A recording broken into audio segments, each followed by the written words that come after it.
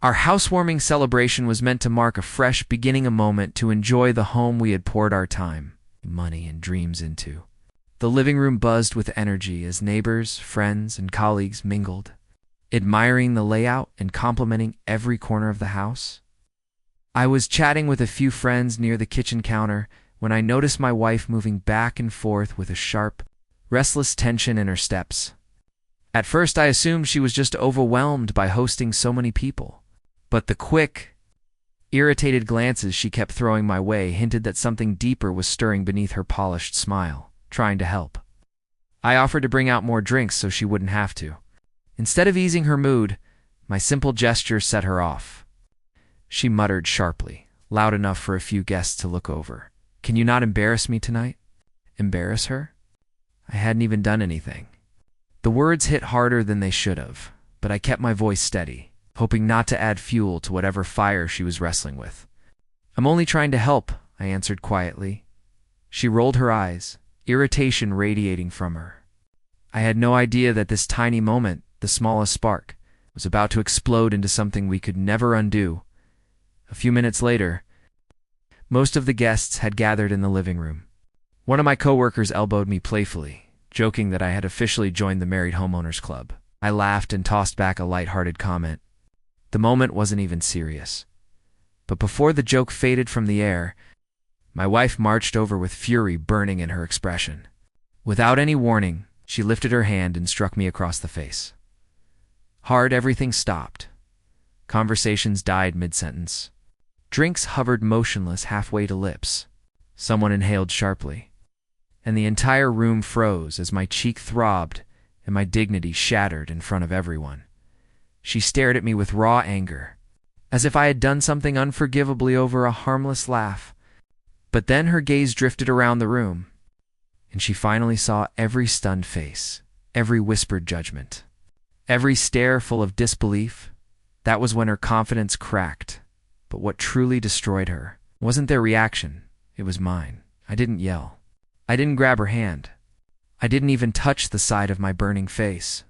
I just looked at Hurley with a cold, steady calm she had never seen from me before. Something inside me shifted in that moment. The version of me who always forgave, always avoided arguments, always tried to keep things peaceful. He disappeared. She recognized it instantly. Her rage melted away. Her certainty crumbled and her face drained of color as if someone had pulled the life straight out of her. You're not angry, right?" she asked, her voice trembling. She wasn't scared of what I might do. She was terrified of what I might no longer feel. I still didn't speak. I simply stepped back, creating a distance she felt like a punch to the chest.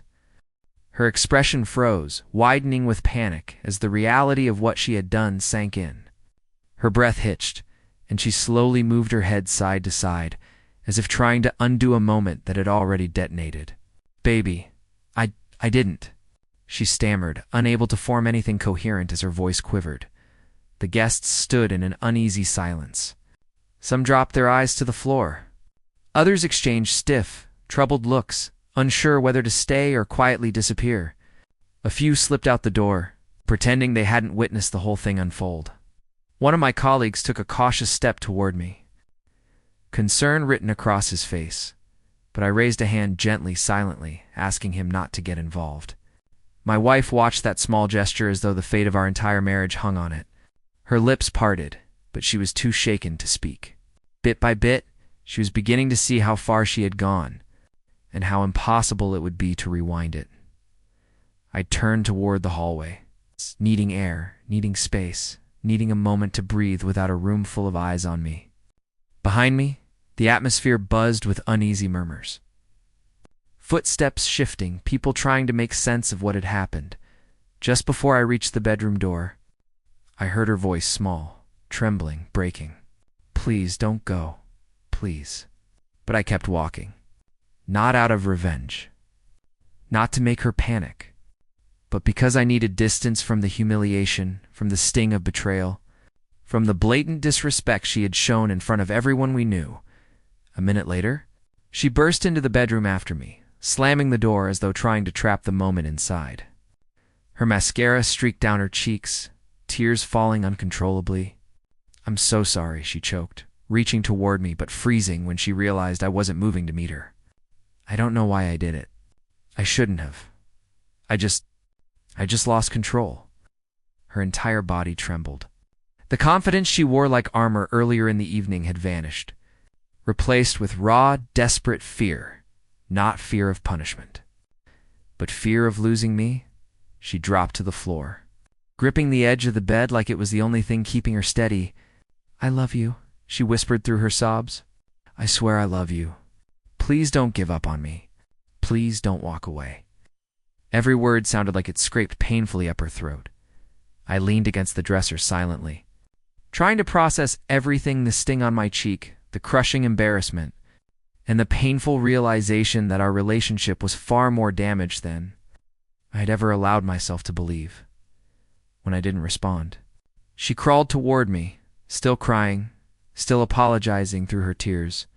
"I know I humiliated you. I know I crossed every boundary. I know I ruined tonight. But please, please don't abandon us," she pleaded, barely audible. She reached out and gently touched my hand. For the first time since she hit me, I lifted my eyes to hers. She flinched slightly, not out of fear of violence, but because she saw something she had never seen in me before, a man she thought would always forgive finally reaching his limit. I didn't give her false reassurance. I didn't tell her everything was fine. I didn't pretend the damage wasn't real. I stepped past her, opened the bedroom door, and let the remaining guests quietly leave. No words, no explanations. Just the heavy silence of a night that had collapsed under its own weight. She stayed on the floor behind me, sobbing into her hands, fully aware of how deeply she had wounded what we had. And even though I didn't walk out of the house that night, she knew without a doubt that she had come terrifyingly close to losing me forever. All because of a slap she thought would assert control, but instead exposed the one fear she had always tried to hide.